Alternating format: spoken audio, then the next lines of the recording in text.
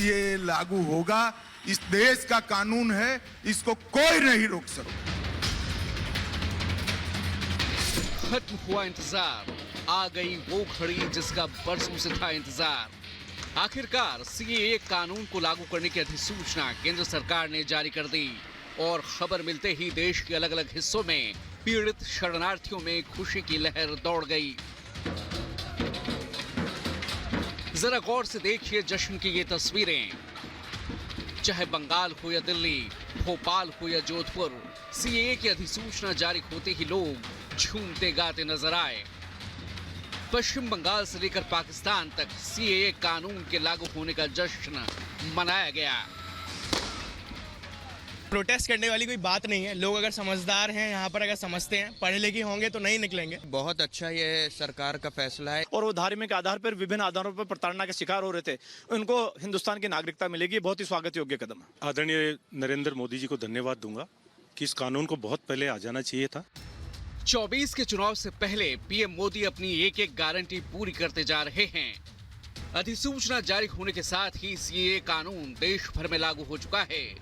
इससे पाकिस्तान, बांग्लादेश, अफगानिस्तान से आए गैर मुस्लिम शरणार्थियों को नागरिकता मिलने का रास्ता साफ हो चुका है। अब गृह मंत्रालय इससे जुड़े नियम बनाएगा। नियमों के लिए सरकार का पोर्टल तैयार है। मोदी सरकार ने सीएए पोर्टल लॉन्च कर दिया है। नागरिकता देने की प्रक्रिया अब शुरू हो जाएगी। पोर्टल पर पात्र लोग ही आवेदन कर पाएंगे।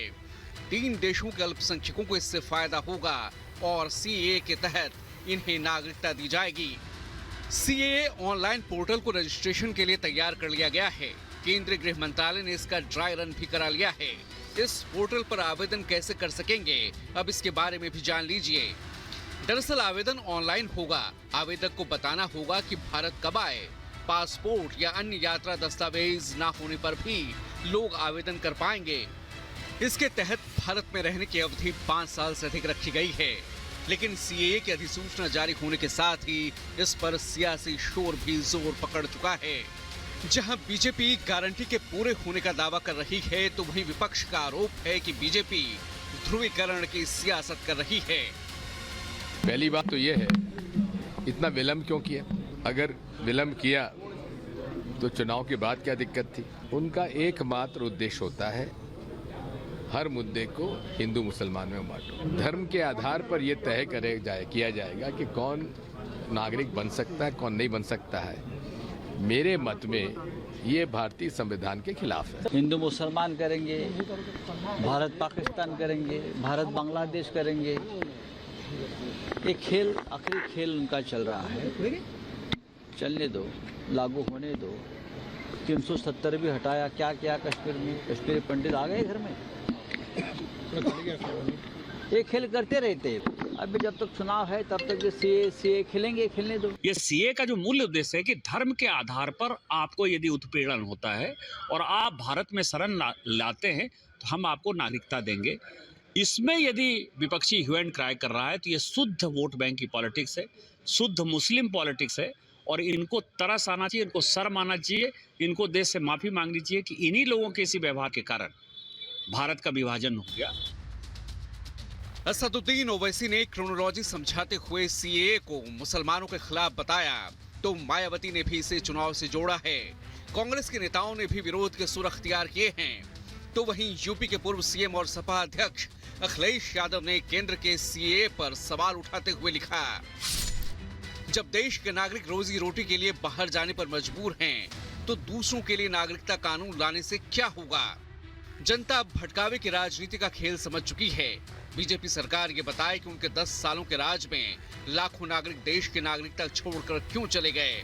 चाहे कुछ हो जाए, इलेक्टोरल बॉन्ड का हिसाब तो देना ही पड़ेगा और फिर केयर फंड का भी। ममता ने भी वहीं विरोध के संकेत दे दिए हैं। मैं आज बोल दिया कि एक बीजेपी का इलेक्शन पब्लिसिटी है, नथिंग इज देयर। तो 20 साल में एक कानून पास हुआ था, उसका बाद 4 साल बीत गया। लेकिन अभी चुनाव जब आते हैं, एक कुछ गाप गप करते हैं, ये भी एक गाप गप है, लेकिन असली पौधा किसी को नहीं मिलेगा। देखिए, आदरणीय गृह मंत्री जी ने पहले ही बताया था कि लोकसभा इलेक्शन से पहले सीए का रूल्स रेगुलेशन चालू हो जाएगा। तो चालू हो गया, हम जो बोलते हैं वो करते हैं। अब किसी की इससे तकलीफ नहीं है, सब आनंद में है, लेकिन हमारे मुख्यमंत्री को नींद नहीं आ रहा है, यही तकलीफ है उनको। कांग्रेस और उद्धव गुट भी खुलकर मैदान में उतर गया है और मोदी के फैसले को चुनावी बता रहा है, लेकिन बीजेपी नेताओं ने इस फैसले के लिए पीएम मोदी का आभार जताया है। दिल्ली में कल बीजेपी केंद्रीय चुनाव समिति की बैठक में सीएए की अधिसूचना जारी होने के बाद पीएम मोदी का अभिनंदन किया गया और गारंटी को पूरा करने की बधाई दी गई। माननीय प्रधानमंत्री नरेंद्र मोदी जी के द्वारा भारत सरकार ने सीएए नोटिफिकेशन करके एक्चुअल में इस सभी लोगों को सिटीजनशिप देने का काम जो भारत सरकार ने किया, इसलिए मैं भारत सरकार का और माननीय प्रधानमंत्री नरेंद्र मोदी जी का बहुत बहुत अभिनंदन करता हूं। जाहिर है मोदी सरकार ने सीएए पर गारंटी को पूरा कर विपक्ष को टेंशन में डाल दिया है और विपक्ष खिसियानी बिल्ली खंभा नोची की तर्ज पर ध्रुवीकरण की सियासत के आरोप लगा रहा है।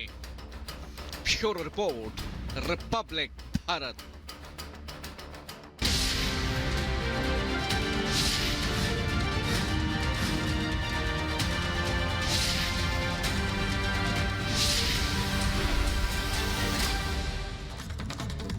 और अब बात प्रधानमंत्री नरेंद्र मोदी के तूफानी दौरे की करते हैं। आज एक बार फिर प्रधानमंत्री नरेंद्र मोदी गुजरात और राजस्थान के दौरे पर जाने वाले हैं। 85,000 करोड़ की योजनाओं की सौगात भी मिलेगी। साबरमती आश्रम का भी दौरा करेंगे प्रधानमंत्री नरेंद्र मोदी। गांधी स्मारक आश्रम का मास्टर प्लान भी लॉन्च करेंगे पीएम। गुजरात के बाद राजस्थान का दौरा भी करेंगे प्रधानमंत्री। दोपहर करीब 1:45 पर भारत शक्ति का अवलोकन करेंगे। साझा युद्ध अभ्यास जो है वो भी देखेंगे प्रधानमंत्री नरेंद्र मोदी। तो देखिए तूफानी दौरा प्रधानमंत्री का चल रहा है, पूरे देश में अलग अलग राज्यों में जा रहे हैं और मेगा सौगात भी दे रहे हैं। और आज बारी गुजरात और राजस्थान की है। गुजरात को 85,000 करोड़ की सौगात आज मिलने वाली है। वहीं साबरमती आश्रम का भी दौरा करेंगे।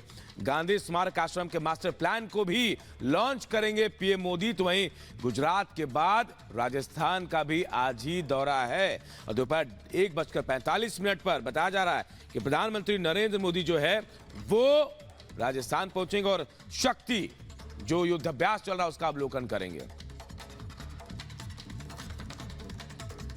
और देखिए प्रधानमंत्री मोदी के तूफानी दौरे के तहत आज प्रधानमंत्री गुजरात और राजस्थान जाने वाले हैं। यहां भी हजारों करोड़ की सौगात यहां के लोगों को मिलने वाली है। इससे जुड़ी एक खास रिपोर्ट आप सबको दिखाते हैं।